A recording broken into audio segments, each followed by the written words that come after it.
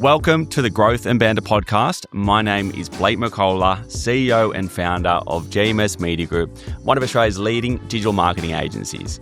This podcast is for anyone looking to learn the insights and strategies of industry leaders and how to build a successful life. Today, I'm joined by Gabriella Pomare from the Norton Law Group and the collaborative co-parent, and she's going to share her story as a family lawyer. I hope you enjoy.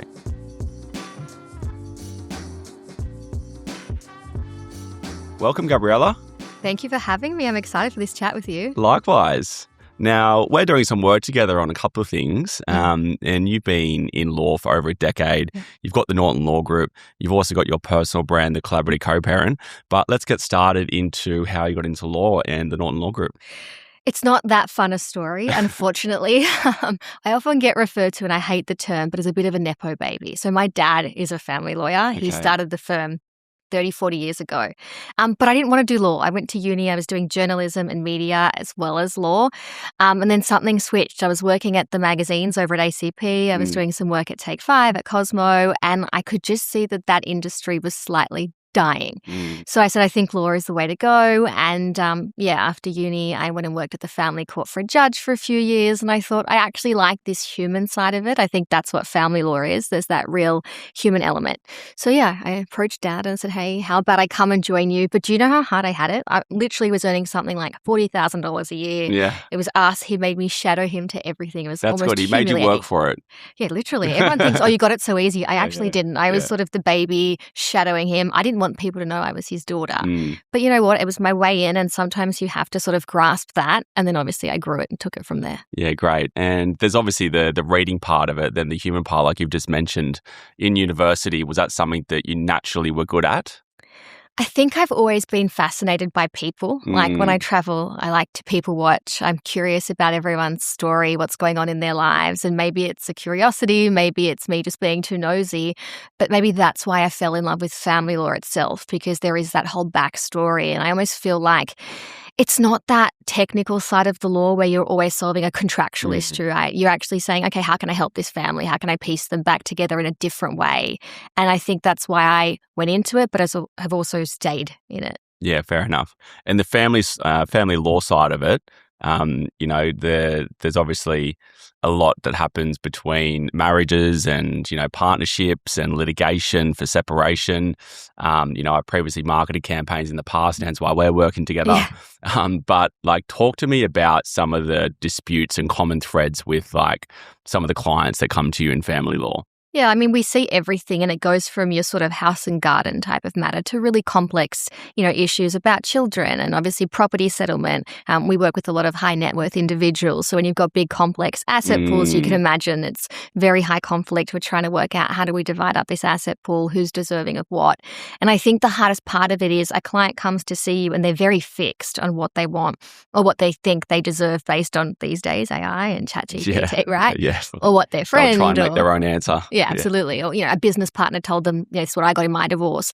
That's probably the hardest part of the job, is trying to walk them back and say, hang on, this is actually the formula or the principles that are applied. But I guess second to that is obviously the parenting side of things. That can be really tough as a family lawyer, because whilst I'm a huge believer in co-parenting and doing it amicably, if you're seeing a family lawyer for parenting, you're probably having a hard time doing that. And we're really talking about risk issues. You got drug, alcohol, child abuse, all sorts of things.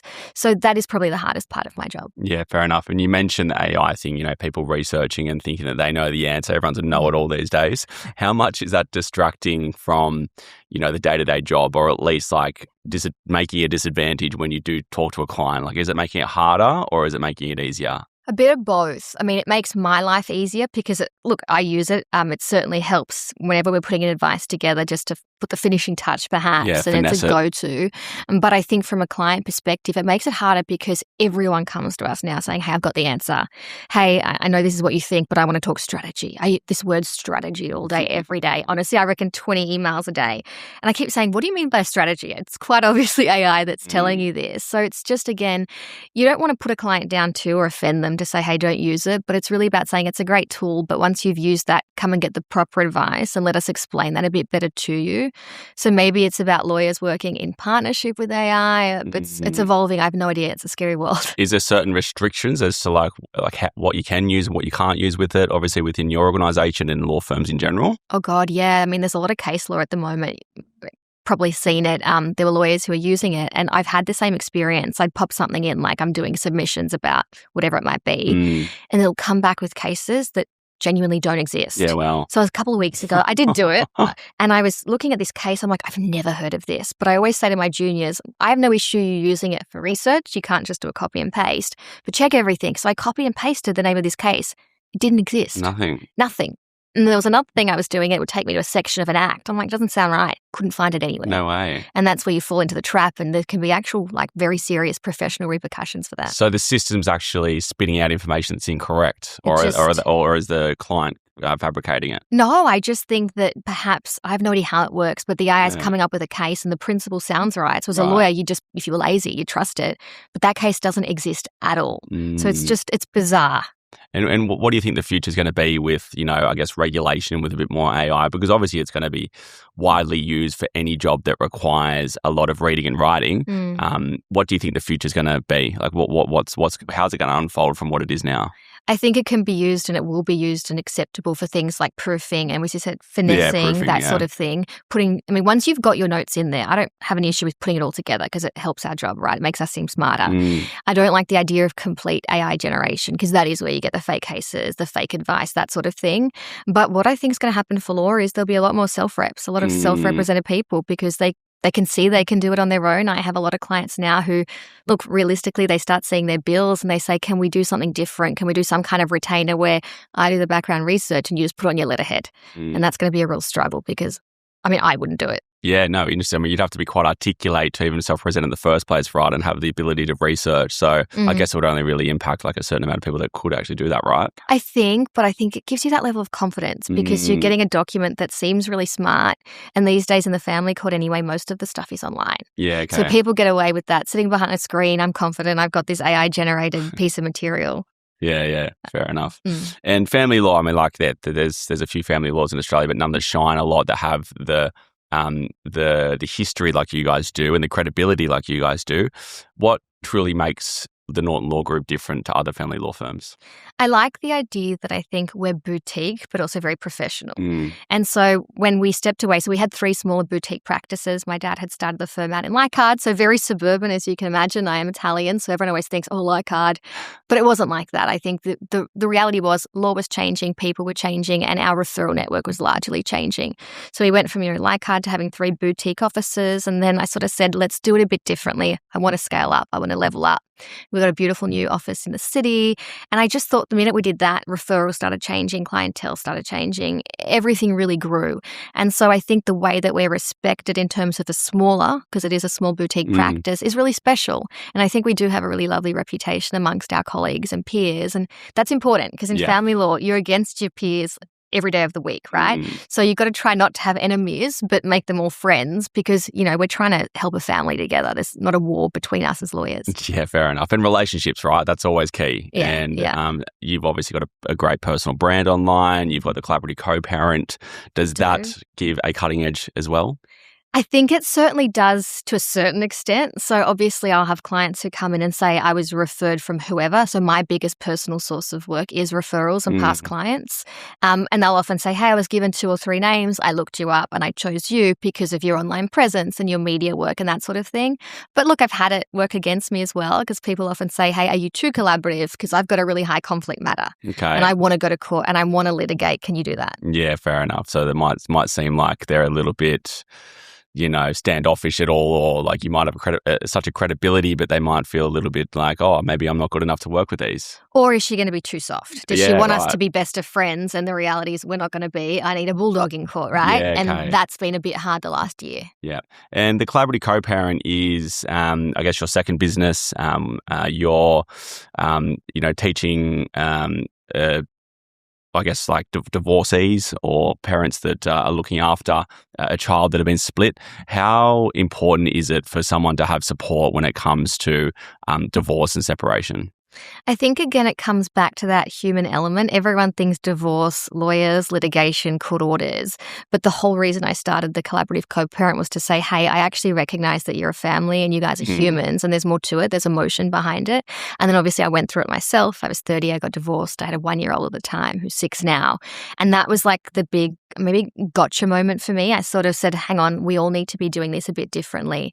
And I wanted to help parents and families, you know, have resources available to them and let them know, hey, it's okay. There's no such thing as a broken family. And whilst court is good, that obviously is my bread and butter and I love it, judges and lawyers don't know what's going on. I mean, they're not there at home when your child's waking up in the middle of the night and misses their other parent, or when you're getting the questions of, you know, why aren't you living with dad or mum anymore? And why am I different to the other kids at school? So I guess the platform was designed to be that real, like a best friend, someone you can talk to get advice from away from the legal system. Yeah, fair enough. I was speaking to another family lawyer at Carver, a networking event, and I don't know how it even started, but she was sort of talking on the topic of the reasons why separation exists in the first place. And it was quite interesting. She said, number one, usually it's as a result of not having the structure or system at home, and they go in and thinking kids are going to solve a problem, but it amplifies it. Yep. And number two, people never having a fight, and they have that one big fight, and they don't know how to then resolve it. So I thought that was interesting. You know, you see this like perfect couple on paper, they have kids, and next minute something happens and it's like over within a week or two.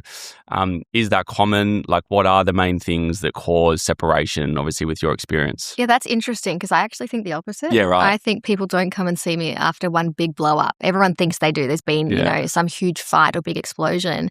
I think there's been years of resentment and build up. We often talk about the invisible load and the emotional load, and most guys will roll their eyes because they're like, oh, we're hearing about this again. But it's true. I mean, you've got this imbalance still today of, you know, normally one parent, usually mum, you're trying to do everything. These days we're working, grocery list, you know, is the mortgage paid or the school fees paid?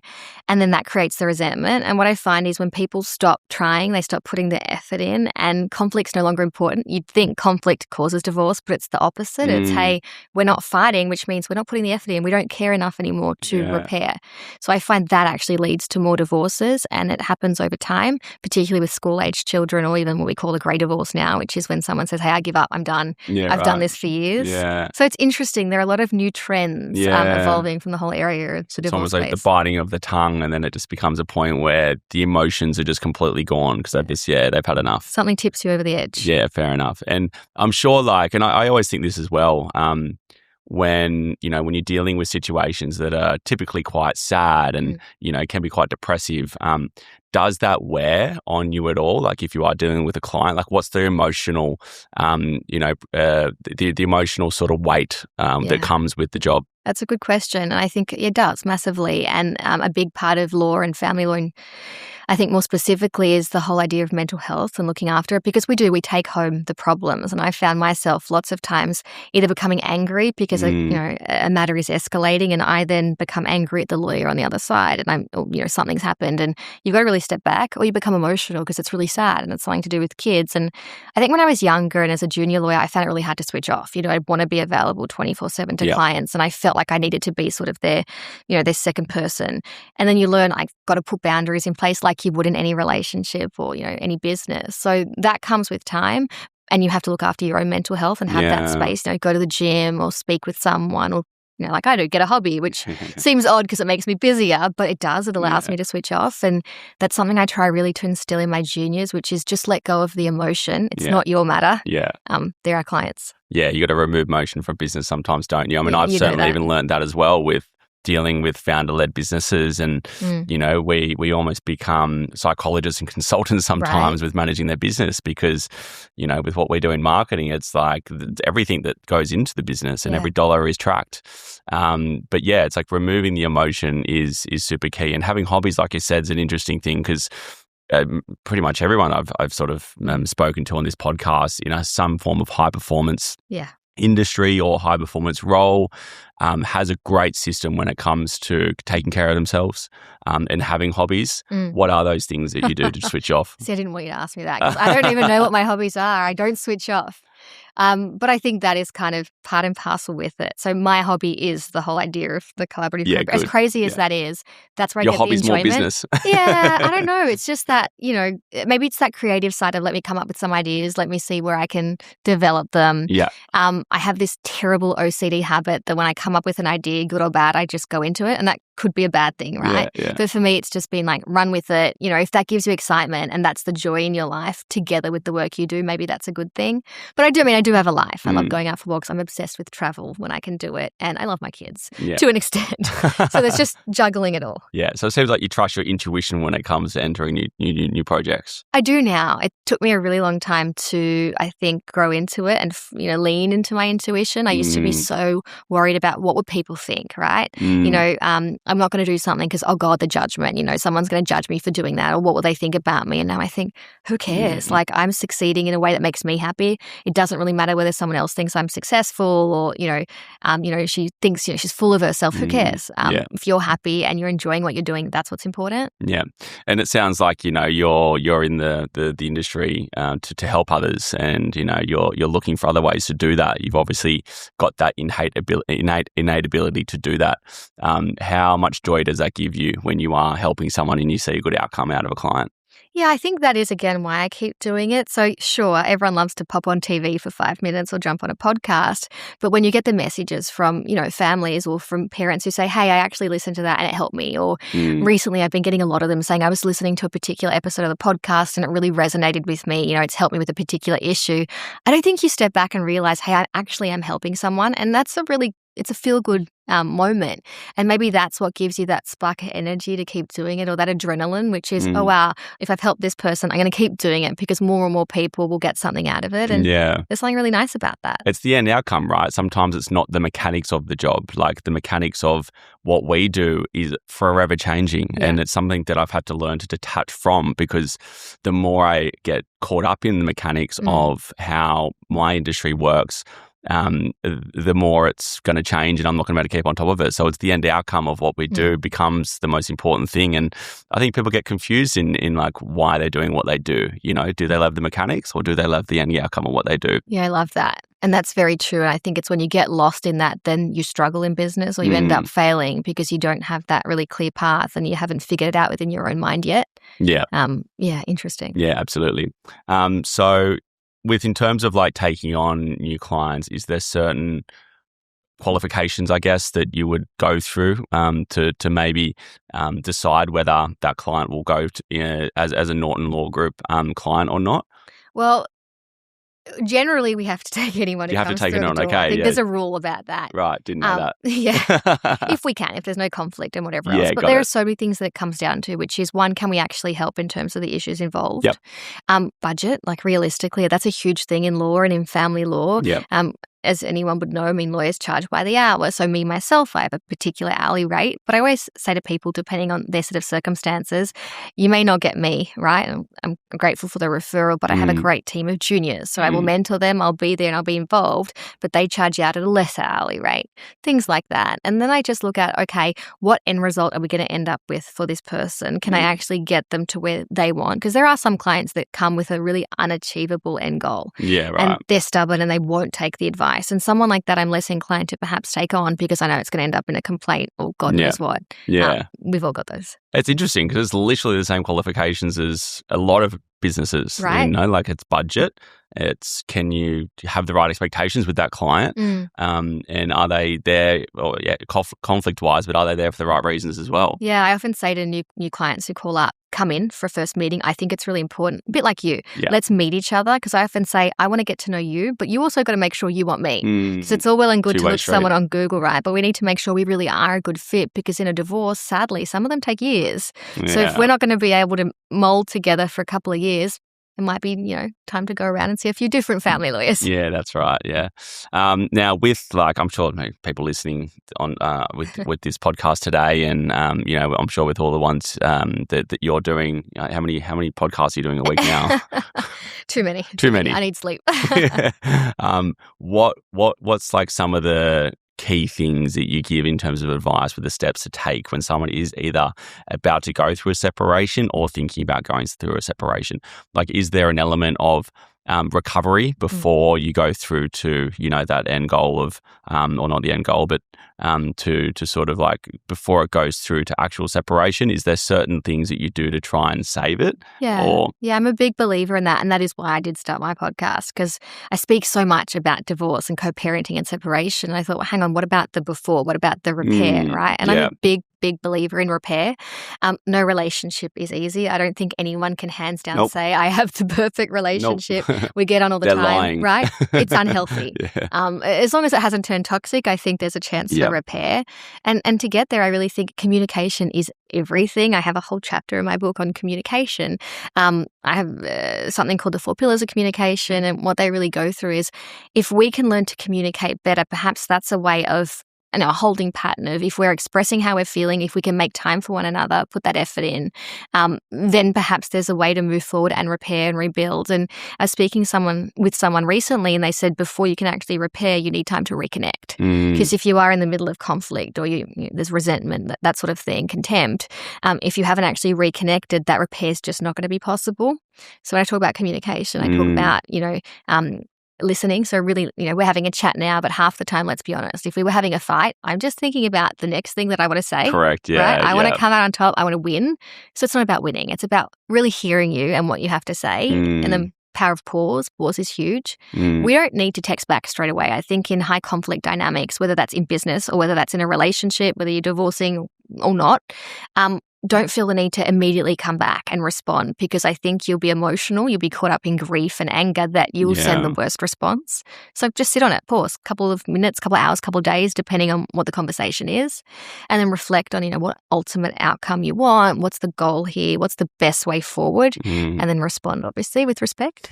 Yeah. Communication seems to be like such an easy thing when you say it, yet when you're in the moment, it's like, how do you remove yourself from the immediate defense and drop the ego and respond in such a way that is not going to hurt the other person, like removing the competition almost. It's like no one's going to win an argument, and I think that's why a lot of people do argue, is because there is a sense of resentment and a sense of, almost competition or whatever it is, I think it's human nature. We want to win. Even if we love this person, we probably still want to come out on top. So you can say, hey, I won that argument. I was right. And I don't think that it comes overnight. Like you don't just say, hey, I've implemented these tools of communication and now it's perfect. Of course not. When I was in New York recently, I was chatting with a couple and they were saying it was really hard, but what they now do is if they're in the midst of, you can tell when you're getting heated, right? You're about to have an argument. One always says, I need some space and I'm going to go for a walk or I'm going to go have a coffee. And that used to make the other person angrier because they thought, you're leaving in the middle of this fight. That's making it worse. But now they just know that's the sign of let's cool down, because once we realize how petty or silly this argument is, we're going to come back and reconnect and it's going to be okay. Yeah. So all it takes is a bit of time. Usually. Very good. Now let's take a step back. Your father pioneering the Norton Law Group back in the day, what are some of the things that you've taken from him in your career that has really stood out both to yourself and in the industry? Yeah, I think what I definitely learned from him was just believe in yourself. You don't have to do something because everyone else is doing it, right? He could have certainly said, 40 years ago, hey, I'm going to go in the city. I'm going to be a big, city lawyer from the start. But he wouldn't be where he is today, I suppose, in what he's built, which is pretty, I would think it's fabulous. I know he's my dad, but genuinely, he did something and he stuck to his gun. He said, this is what I want to do. And I think I've done that too. Obviously, I've modernized, I've expanded. And yes, I'm very much into social media and Instagram and what the rest of the world's doing. But I still think I've got the ability to say, yes, I want to be on trend, but at the same time, I want to keep my individuality too. And I think that's really important. And then again, it's the way you treat clients. So again, you can sell them, the bells and whistles and the big fancy package and an end goal that's unrealistic. But I think if you give proper advice that is realistic at a different, the way you market it, the way you sell it to them too, I think that's fairer. And that's how you then build up that referral network. And people do keep coming back to you for you. Yeah, of course. Yeah. To be able to do good work and, that message spread is a testament in the fact that, you build a great organization. Referrals are a health check in how well an organization operates from a client success point of view, and for, your clients to be happy enough to share that story to other people. So, congratulations on building such a great firm. Thank you. Now, in terms of, let's go like your personal branding. the focus and the split between it. I mean, I know you're doing it as sort of like a hobby, but it also is connected as well. What are the plans for the collaborative co-parent? Yeah, look, to be honest, as I said to you, the first time I spoke to you, I don't think I had any vision. It was, this is fun, I'm doing it, I love being on TV, I love traveling, but what is the actual goal here?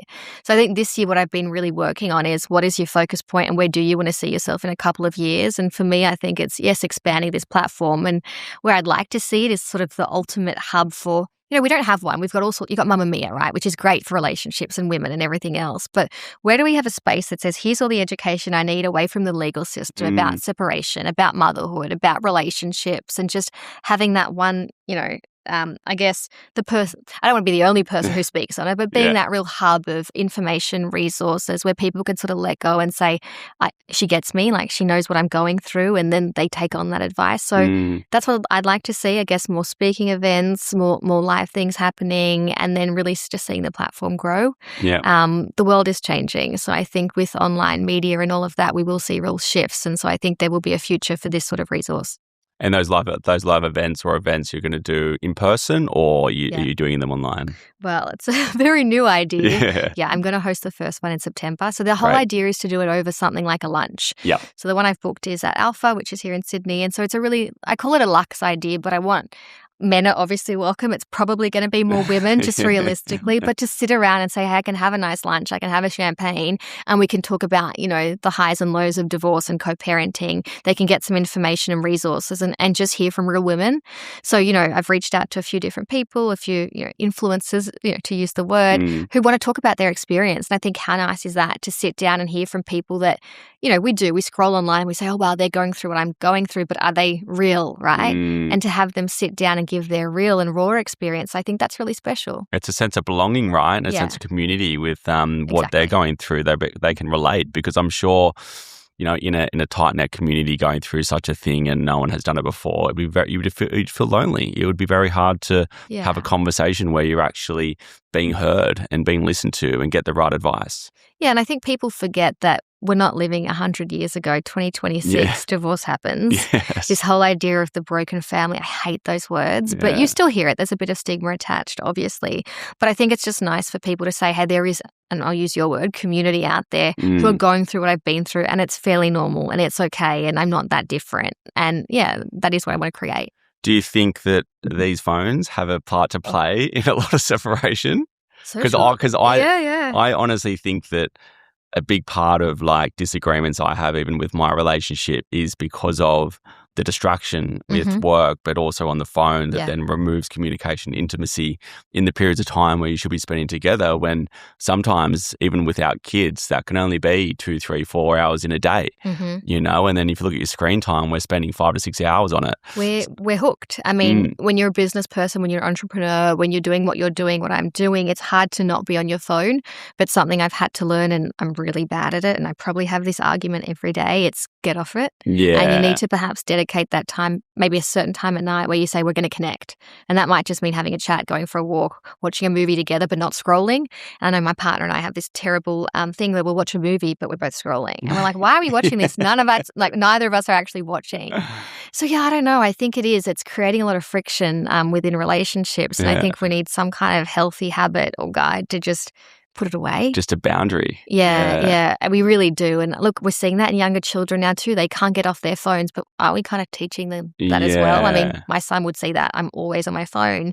So now when he's with the iPad, he's like, but if you're doing it, why can't I do it? So we really have to teach them. There is, certainly a different expectation of the younger generation with phones when that was a luxury. I mean, I'm so thankful I didn't have a phone at school. Yeah. I had one, but it wasn't plain Snake. That was right. Literally it. Snake was the only form of education or entertainment, sorry. Yeah. But I mean, I think it's also, let's say, for instance, there's, a relationship or a couple, one maybe is in a job that they can't be on the phone and the other one is on their phone through, say, what we do in more of a computer-based job. I'm on my computer literally all day, so I don't want to be on it at night. But then my partner might want to be on it because she's not on it during the day. So I get you. How do you sort of balance that? I guess, again, isn't it just finding that a bit of time for yourselves. So, I speak to people who say we get up together at 5 a.m. and it's probably just to have a coffee together, right? Yeah. And that's because it's our time to have that chat and connect. So no one's on their phone, no one's talking about work. It's that connection time. But it is hard. I think it's maybe having that understanding as well of you didn't get to have what I've had all day. This is your time now to an extent.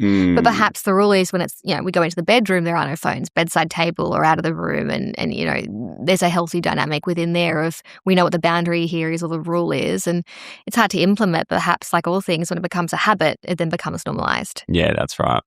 What do you think with the changes of technology with AI is the most common forms of disagreements today, and where do you think that potentially might amplify or change in time? With AI, it's interesting. I had a client who reached out to me. She said she came to see me in 2016, so 10 years ago. I had no idea who she was. And she said, for 10 years, I've been struggling. And this year, I put my personal diary into AI. And it told me that I've been in this coercively controlling relationship. There's been violence. I've been gaslit. 100 words, right? Yeah. And I think sometimes that's the problem with AI. It throws at you every, therapy term possible. Yeah. And I'm not saying that those things didn't exist. I'm sure in some respects they did. But I hate the idea that people are struggling. And so they're reaching out to AI for big lifestyle decisions. Like, not even life decisions. Like, do I stay in my marriage or do I go? That's a pretty big thing. Massive. So I think if you are thinking of that, please go to a proper therapist, seek counseling, try, or speak to a family lawyer. Don't rely on perhaps AI to tell you whether these, narcissism every single day. I asked AI and I'm living with a narcissist. And I hear that every day. And maybe you are.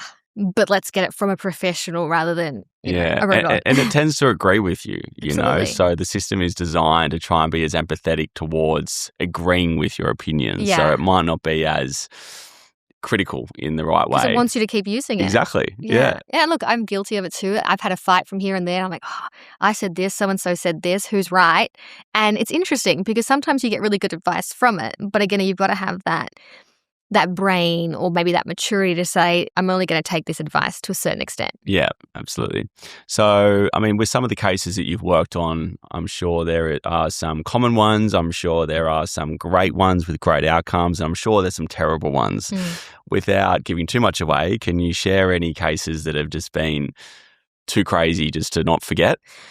Crazy, there's been lots of gross crazy. We've had bestiality matters. We've had strange fetishes, like adults who wear nappies that end up in the family court and then in the newspapers. Okay. We've had some pretty intense and insane ones. And then obviously I've had big victories in terms of, financial matters too, or parenting. I had one that went for something like 6 years. Mum tried everything she could to take these kids off dad, and she was being cross-examined. And she kept talking about having this very vivid memory of a particular thing that happened. That was terrible. She kept saying, but I'm staring at that crack, and that crack reminds me of the crack that was in the room at the time this thing happened. And then the judge realized that it couldn't have happened because the crack wasn't there. Anyway, it was this big moment within the case that's it, lost it for her, which sounds terrible. But after 5 years, this dad was sort of vindicated and got his children back. And you see all sorts of things. And there are days like that you walk away and you say, wow, I've been waiting years for this sort of thing to happen, and well done. But lately, the family court is changing a lot, and those kind of victories are less and less. And I'm definitely struggling with the way in which decisions are being made and matters are being handled, because I'm just seeing the negative all the time, and not enough time and effort being dedicated to matters. And I think kids are really suffering because of that. Yeah, fair enough. Yeah. And with I think there is certain ways that we get brought up in families that you take on your parents and what they do. So, I've had friends of mine who, they've only got one dad, or they've only got one mum, or they've been separated. But I think it's the way that they've been brought up themselves to sort of overcome and get the support they need in other areas of life to then not really make that such a problem later on as a trauma piece. Yeah. How important is it, not just from support structures with the mum and the dad, but also the support structures with the kids. Look, that is one of the reasons I created the collaborative co-parent, because for me it was parents don't have rights, it's the kids who have the rights. Yeah. And I really genuinely believe that it's a child's experience, as you say, of their parents' divorce and that whole separation that shapes them into the future. And social science, I mean, it shows us when they become adults, when they go into relationships, when they then become parents, that is the biggest impact. So I think it's the support system around the child at the time of separation that needs to be, the prime goal and imperative. And whether that's through therapy, whether the school network, through, family, friends, I guess that's the biggest message I want to instill in parents. I get your high conflict. Someone may have had an affair, there may have been betrayal, but you need to remove that emotion and remove that grief and anger and focus on your child, because they didn't choose this. I mean, they didn't, choose to grow up in a household that's now broken, to use that word, although I don't believe in it, or to grow up going between two homes. And that's really hard. I mean, I see it with my own son. So, as much as you don't want to see this person, show up, smile, communicate where you can, and give them the best childhood that you can so they don't go into adulthood with all this trauma.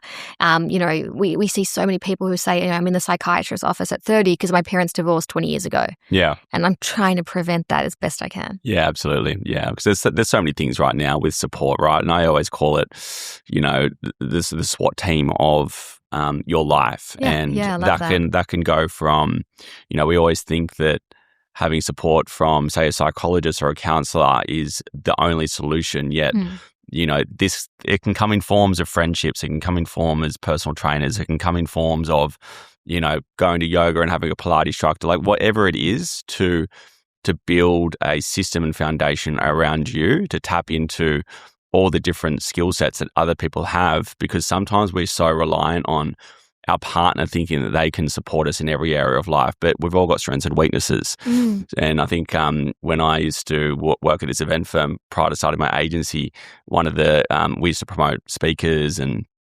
personal development was one of the biggest sectors there. And his name was Dr. John DeMartini. I don't know if you've heard of him. Yeah. And a few things stuck with me with his teachings. One of them was don't project your values onto others. And, the moment that you realize that other people have a different set of value systems than you do is the moment you can be aware and conscious of what they can bring to the table and what they can't bring to the table. And then therefore you can search for other people that can fill those gaps. Wow. And I think that was such a profound thing, because we want our partner to be the best in all areas of life to support us, but it's just simply not the case. We're humans. We've got strengths and weaknesses. That's true. And I don't think enough people maybe realize that, because we end up in conflict or resentment or contempt or whatever it might be, because we're expecting too much perhaps of them. And I think I've learned something today, which is I can't expect everything from my partner, and I can't expect him necessarily to know what's going on and to be that person to lean on for every facet of my life, because maybe we've got different skills or interests. So no, I definitely like that. I'm definitely walking away with something. You can use that one. Yeah. But I was working in that job when I was early 20s, and I've known that system I've always tried to be aware of, but you still forget it. You still become so just disconnected from reality, and sometimes I have to tap back into going, okay, yep, I'm the one who is projecting my values onto other people. Sure. And I guess like the more that you can sort of remove emotion away, and it also same goes with organizations. Everyone's got their strengths and weaknesses, and I always say to our team, let's lean into to help each other and collaborate. I agree.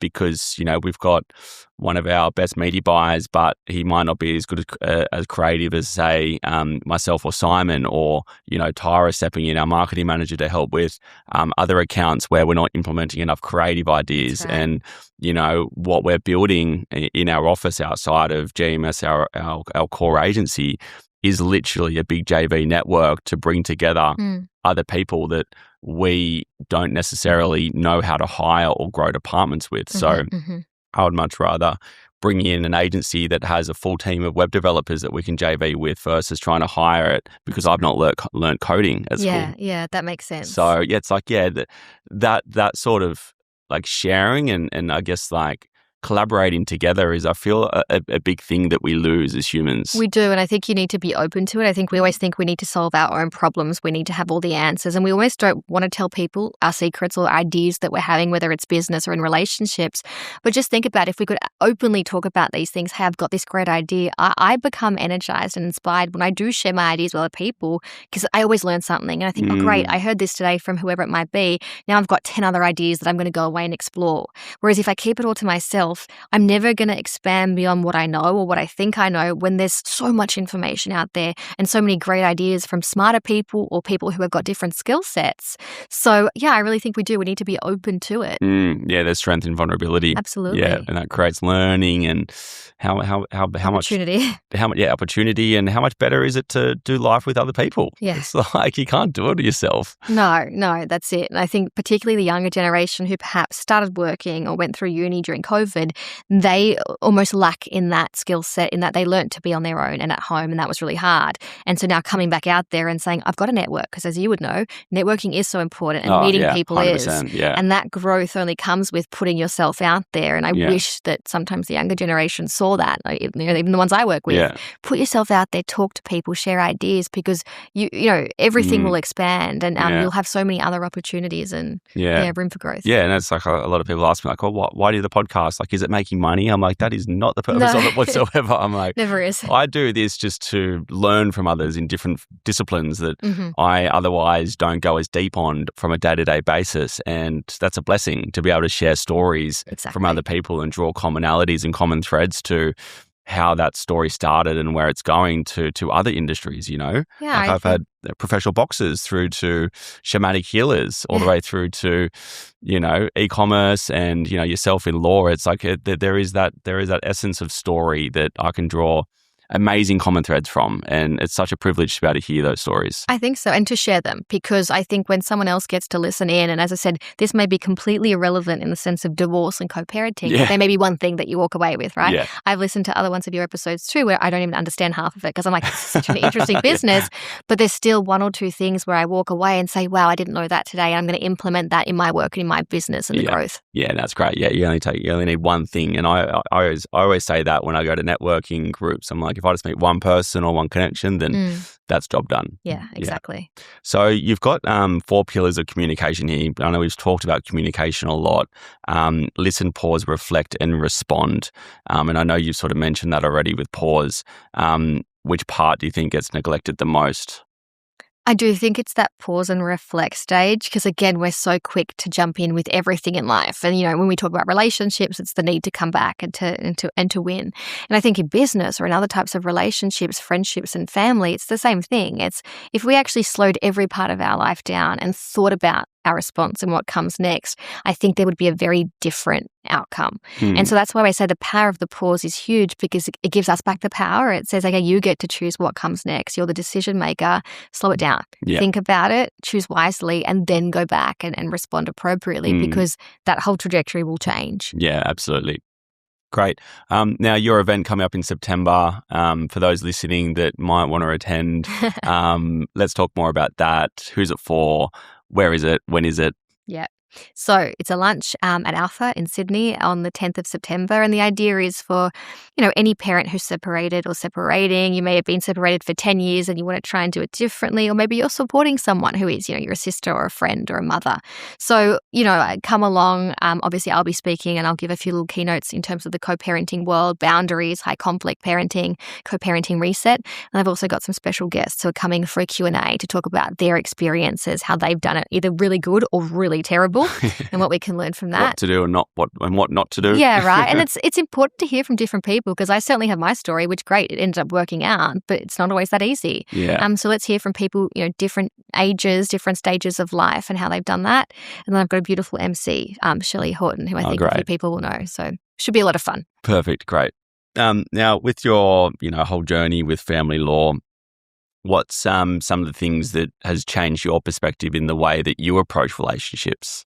It's a good question. I think I'm still learning that. Yeah. I think what I've learned is there isn't a perfect relationship. And I think everyone looks to relationship breakdown as failure, right? And I don't believe it is failure. I just think if one ends, there's a reason for it. And perhaps then you've got to use that as growth for the next one. And why did it fail? Maybe you were doing something wrong. Maybe the other person was doing something wrong. What can you take from that, whether it's communication or boundaries or just putting more effort in? And I guess what I'm learning through all of this work and speaking to so many different people is we can't live this social media curated fake life. And I think that we get so caught up in, oh, hey, look at this person. They're going on these luxurious holidays. You know, they're always on date nights. You know, they wear matching outfits, whatever it might be. Or, you know, she bought him a Rolex for a birthday. Forget all that stuff. I think that can really take away from what's special about your relationship. Every day, just choose one thing about your partner that makes you happy. And it could be the smallest thing ever. You know, the fact he wakes up in the morning and knows my coffee and makes it, whatever it might be. Yeah, those little things go a long way. It's those small moments, not the big gestures, I think, that count. Yeah, my you know, act of love is giving. You know, physical giving, and like tiny things like you just mentioned. Then go so far, but I don't think people understand how far they go. No, it's all it takes is just those little things every so often, just to show tokens of appreciation that I feel we just don't do enough as humans these days. Yeah, that's checking in and remembering things. So, you know, if I did have a huge meeting, it may seem, you know, like nothing to someone else. But if you actually say, how did that meeting go, and actually have an interest, that's more special to me than sending me a huge bunch of flowers. Great meeting, right? Yeah, correct. So just little things like that, and stay curious. I think too many people sort of become, you know, fall into the mundane of life, business, you know, family, kids, whatever you might have. But if you don't stay curious, I think you lose that connection with your partner too. And the idea is supposed to be it's long term, right? The idea perhaps isn't meant to be lots of short relationships. So by staying curious, you know, find something you love about that person. And if you don't, explore a new hobby together, travel, do something different so that things remain exciting as well. Yeah, and anything good requires work every day. Right. You know, I think that's maybe also a problem, is that like we get to these milestones of like, okay, job done, whether it's like a business milestone or whether it's like getting married, whether it's having kids, you're just like, cool, it's 100% secure, no need to do anything else. Exactly. You know, but it's like anything good requires constant maintenance, and we change as humans every 7 years. You know, if you look at the chart of growth, it's like you fundamentally shed your skin and you fundamentally become different people. So you have to continue to work at that to make sure that you guys are on the same path and like following that one North Star that you've agreed on. Yeah, I think that's why they call it the 7-year itch. And there's this old saying of normally after 7 years of marriage is when all the divorces start. I do see a lot of that. But I think you're right. It's just accepting that people change. It's growing with your partner, allowing them to change too, maybe not being too critical. I've experienced that. It's, you know, be encouraging of one another. Let them live out their dreams and their work and everything else, as long as that mutual respect still is there for good for you. I hope the business goes well, but we've still got to come back to each other at night and make sure we're on the same page too. Absolutely. Now, with the support that you give others, I'm sure that there's support that you receive from others in terms of like, you know, mentorship, whether it's your family, your dad, who hypothetically, and I like to ask this question on every podcast, if you had a kitchen shelf and you could fill that with 3 people as your advisory board, who would that be? That's so interesting. I think I would put my younger self there. Okay. Because I think I've learned a lot from the changes and the growth and things I've experienced throughout my life. So I'd almost want it like that as a testing board. I don't think I'd put my dad there. No, I think way too much conflict and way too many opinions. I really like to look at powerful people. So someone like Michelle Obama, I've always loved her, and I loved how much she's had to experience. And she talks so much about her relationship, where she says with obviously Barack, she says it was so hard because he was the person in the limelight, but he never stopped her from achieving her goals, and he always encouraged her. And I love that, and I love how she lifts women, and she's very, you know, encouraging of women living out their dreams whilst also being at home and tending to their children. So someone like that. And then, oh gosh, the third one, I have no idea. That could be dead or alive. Yeah. No, I don't think I'm that. It's not for me about necessarily celebrity or someone famous, even someone like my son. Okay. Because honestly, he's 6. I have 2 children. I always talk about him. But the excitement he gets, all jokes aside, like he'll go to school, he'll say to us, he's in kindergarten, my mummy's gone to America today because my mummy's on the TV. And it's something so little. It's like a 5-minute thing. But for him, it's so uplifting. Or I have an idea and I end up just telling him in the car. And he doesn't understand it, but he'll come up with the most creative little ideas to stem off that. Yeah. So people like that, I think, is what keeps me going and does inspire my ideas for growth and development. No, that's beautiful. Yeah. Well said. Yeah. And another question that I like to ask, if you had a magic wand and you could solve one thing in the world, what would you solve?